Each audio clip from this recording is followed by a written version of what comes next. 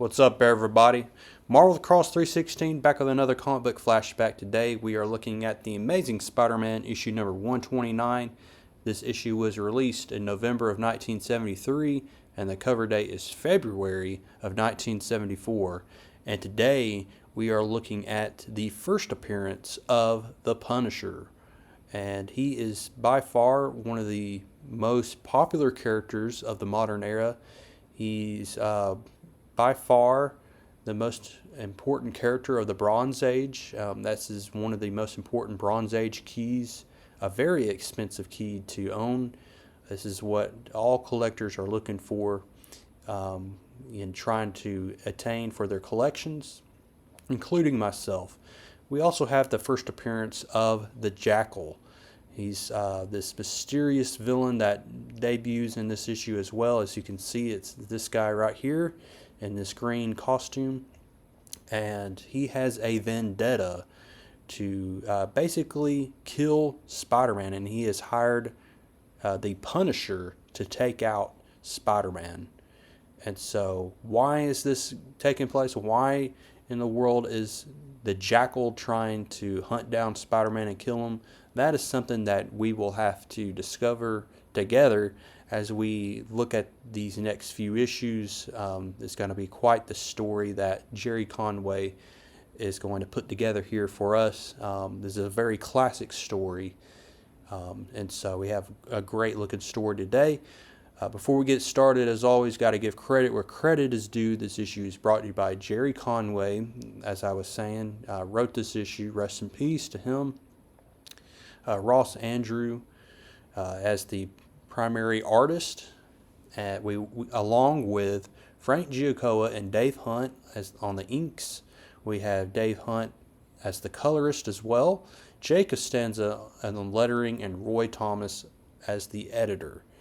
And the day's title is The Punisher Strikes Twice. So as I was saying previously, we see that the Jackal has hired the Punisher to take out Spider-Man, and we don't know exactly why the Jackal exactly wants Spider-Man killed, and that's not exactly answered in this issue.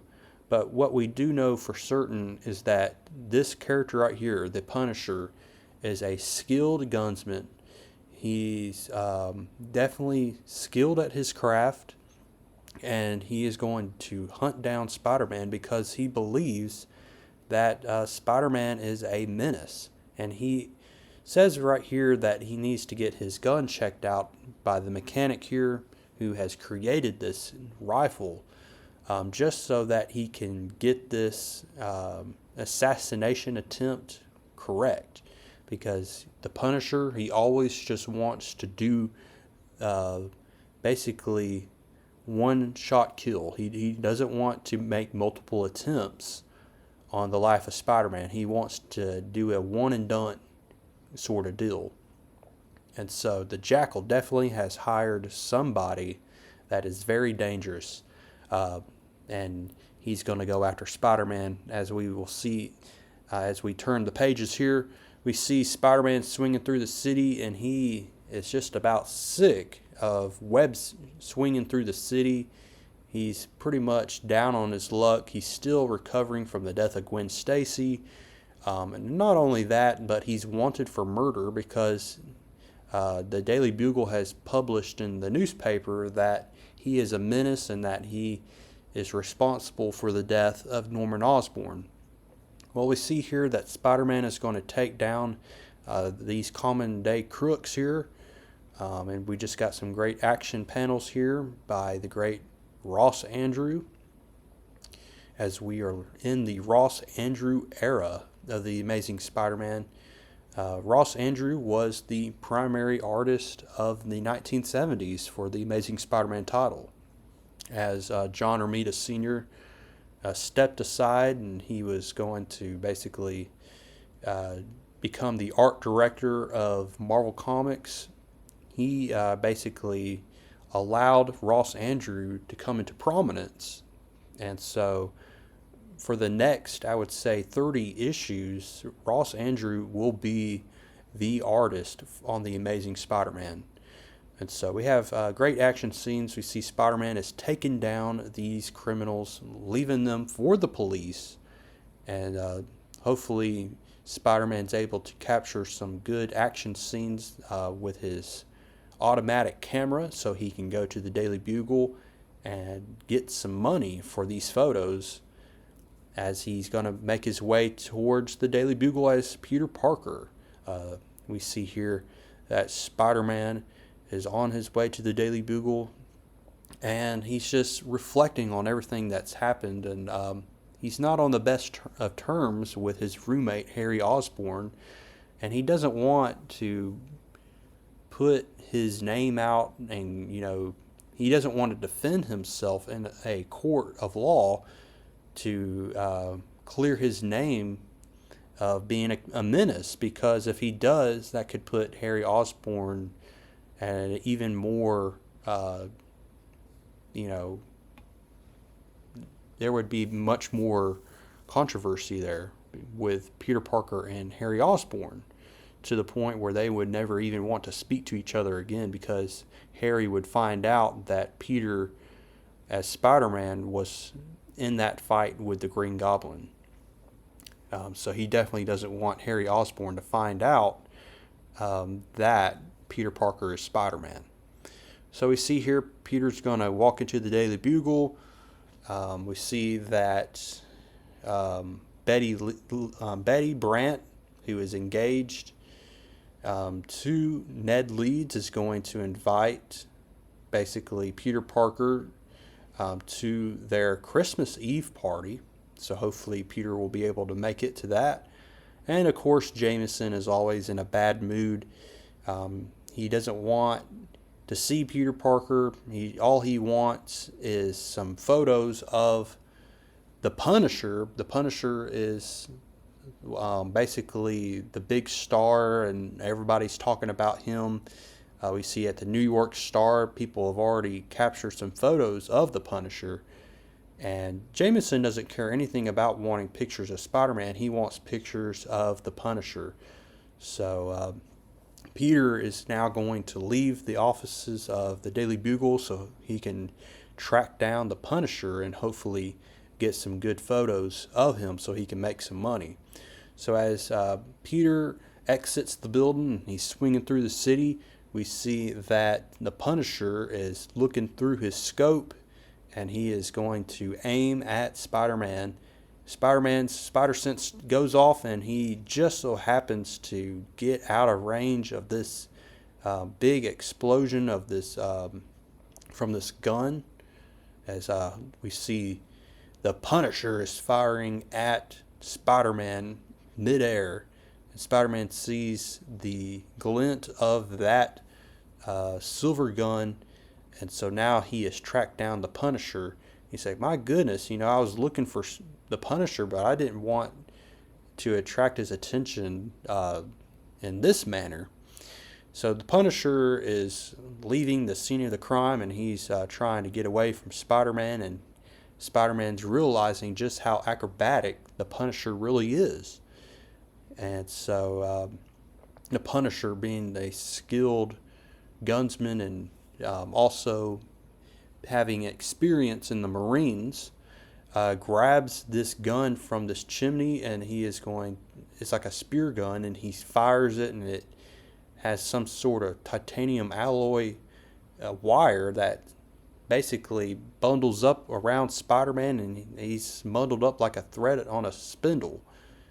And then Spider-Man's like, how did I get into this mess? So Spider-Man's trying to get out of this predicament here, and Punisher says, you're all alike, using whatever means to get control of the public: drugs, gambling, loan sharks, operations. Some of it legitimate, but all of it evil. So Punisher here is equating Spider-Man as a menace and a criminal because he believes and has been told that he is responsible for the death of Norman Osborn. So this is the whole reason why Punisher is going after him in the first place. Spider-Man gets out of his entanglement and surprises the Punisher here by punching him in the face, and he collides into that chimney stack. We see that the Jackal is hiding within that chimney stack, and he gets out of the chimney and strikes Spider-Man from behind with his claw marks, causing Spider-Man to helplessly fall to his doom. And thankfully, Spider-Man reaches out with a web line and saves his own neck here from basically falling to his death, and he smashes into the offices of this building here with all these ladies. We see that Punisher leaves his gun behind, thinking that Spider-Man has already died, and the Jackal has left the scene of the crime as well. And Spider-Man notices that this gun belongs to Reese Armorers. And so that's exactly where Spider-Man needs to go to basically locate the manufacturer of this weapon that the Punisher uses. So Peter comes back to his apartment, and he's going to sew his mask back to the way it should be because of the attack from the Jackal. You see these claw marks. And so Peter's going to be doing that inside of his bedroom here of his apartment, not even thinking that his roommate Harry Osborn is listening in on his conversation. And Harry, being in his panic mode, thinks that Peter already thinks that Harry is the Green Goblin. And so Harry definitely is out of his mind here, and he is definitely a threat, and we will explore more of his sanity next issue. But we're also going to see an appearance of the glamorous and beauteous red-headed friend of Peter Parker, and that is Mary Jane. And Professor Warren here is going to talk with Mary Jane and just tell her to deliver a message to Peter saying that he wants to apologize for basically accusing Peter of leaving so suddenly because of Mary Jane's life was on the line in issue number 127 and 128 with that fake vulture. And Mary Jane's like, I don't want to even see Peter right now because obviously he's still burdened by the death of Gwen, and I just want to be having some fun because she's a go-lucky kind of fun girl. Now we're going to change the scenes here, and we see that the Punisher is super mad at the Jackal because he believes that Spider-Man fell to his death, and he didn't want Spider-Man to die in that manner. He wanted Spider-Man to die by basically that gunshot. But the Jackal here has just been using the Punisher this entire time, and he's had enough of the Punisher. He said he is in this thought bubble that he's definitely over the Punisher. He's had enough of him, and he's used him to his potential. And so the Jackal here still has a plan. Now that he believes that Spider-Man has died, he's going to basically see to it that he's going to frame the Punisher, as we see in the next couple of panels here, as Spider-Man's making his way towards that manufacturer of that gun, Reese's armorers. And as Spider-Man enters into the building here, he notices that Mr. Rice, or Reese, basically, I don't know how to say his name. I think it's Rice or Reese. Basically, he is found dead. He is dead, and Spider-Man is like notices this, and then Punisher crashes into the building because he believes Spider-Man was there, and he was the one that murdered Mr. Rice. And so Punisher is going to go after Spider-Man once again and realizes that Spider-Man definitely did not die when he fell from that building. So now Punisher is going to see to it that he accomplishes his goal and his mission to destroy Spider-Man.